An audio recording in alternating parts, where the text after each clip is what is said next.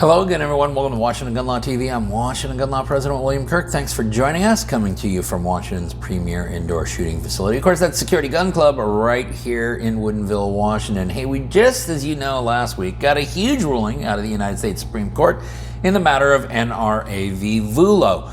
Now, that is only one of 4 huge cases that we're expecting, which means there are 3 more that we are waiting. And today, when I'm taping this, it is Thursday, June 6th, D-Day.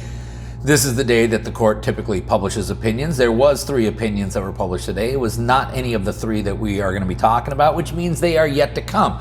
We're going to get you all geeked out and educated about what the cases are. We're even going to do a little prediction to see where we think each one of these cases might come down. So today, let's spend a few minutes, let's get you educated, and let's talk about the 3 huge cases still to come from the Supreme Court.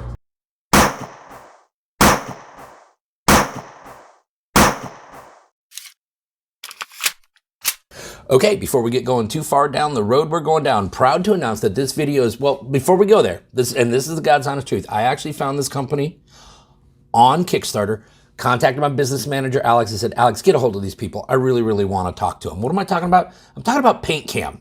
Revolutionize your home system with cutting-edge technology, introducing the ultimate home security system, PaintCam Smart Home Security. Their cutting-edge security system for home provides unparalleled protection, ensuring your family's safety and giving you ultimate peace of mind. PaintCam's advanced technology detects both humans and pets using state-of-the-art facial recognition to distinguish between welcome guests and potential intruders. In the event of an unwanted intrusion, our system springs into action, deploying paintball markers or tear gas to deter the intruder and mark them for easy identification by authorities. I'm not making this stuff up. How cool is that?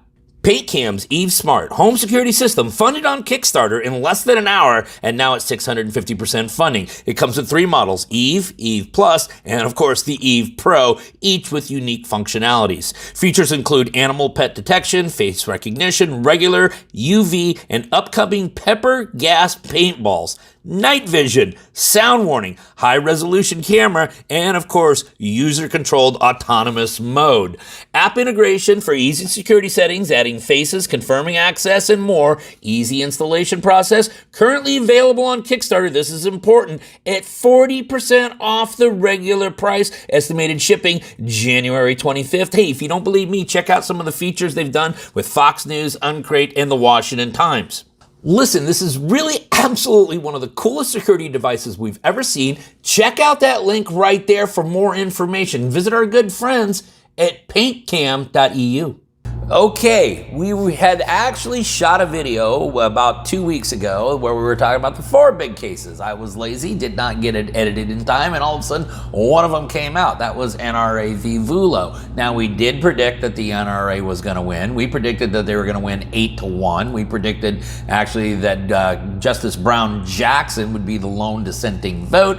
Turned out that the NRA won 9-0, although I will point out that Justice Brown Jackson wrote a rather terse little concurring opinion. Okay, we are going to talk about 3 other cases. All of these have huge implications to your otherwise inalienable Second Amendment right. The first one, of course, is United States v. Rahimi.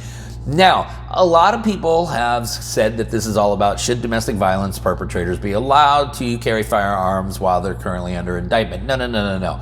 That is not what this case is about. What this case is about is, do we have a historical tradition of disarming individuals in the United States without really providing them with any level of due process? Because that's really truly what the issue is.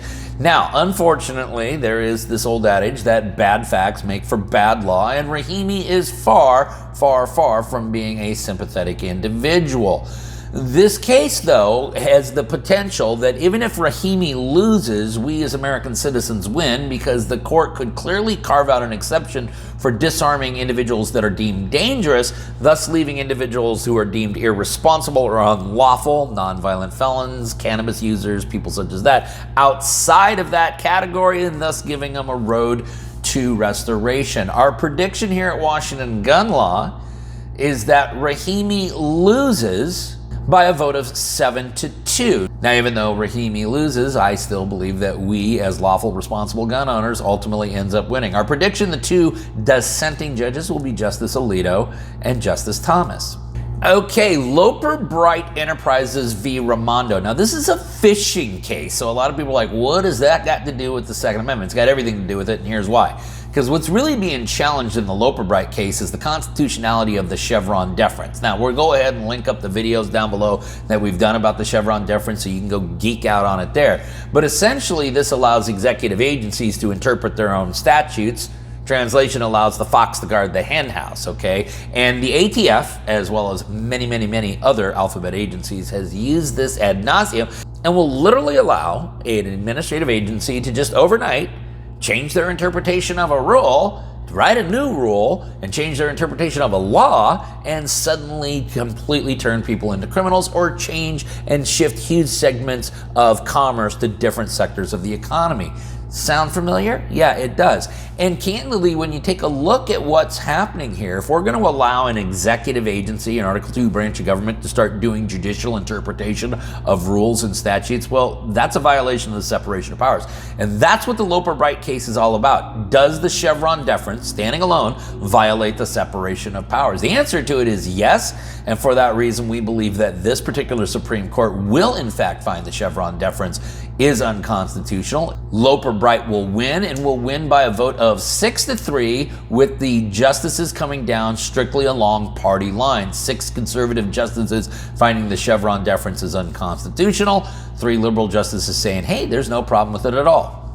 Okay, and then finally, the last case is Cargill v. Garland. Now, this case should be pretty straightforward, because the real issue, again, is can an administrative agency just overnight rewrite rules, turn thousands of Americans from lawful people into criminals overnight without an act of Congress? Because that's what happened during the bump stock ban. Congress probably could have passed some legislation, and there could have been some challenges to it on a constitutional basis. But what happened with the bump stock ban is it's been thrown out on procedural grounds, because the way they went about doing it was completely contrary to how our founding fathers set up our country. This case is huge because, once again, like I said, it's not about the bump stocks, it's about the playbook that the ATF has used ad nauseum since it was first developed during the bump stock ban. And you take a look at the pistol brace and the rule on unfinished frames and receivers and the new rule on FFLs, and the list goes on and on and on. And every one of these is an outgrowth of the bump stock ban.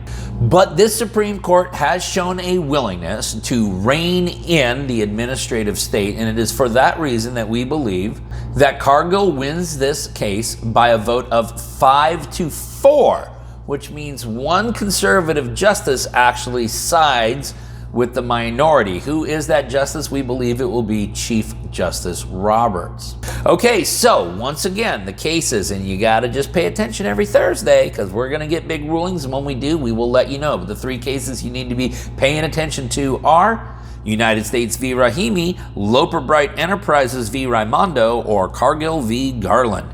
And we're going to link them all up down below so that you guys can geek out on them for yourself. Hey, maybe you got ideas for videos that we should be doing here at Washington Gun Law. If you do, go ahead and click on that link right there. Some of the best ideas we had, candidly, weren't our ideas at all. If you got any questions about these cases or anything else related to what's left of our Second Amendment rights, you guys should know how to get a hold of Washington Gun Law by now. If you don't, that's okay. That information is down there in the description box. And then finally, and most importantly, let's remember that part of being the lawful and responsible gun owner, like we talk about all the time here, is to know what the law is in every situation, how it applies to you in any instance that you may find yourself. Until next time, thanks for watching, and stay safe.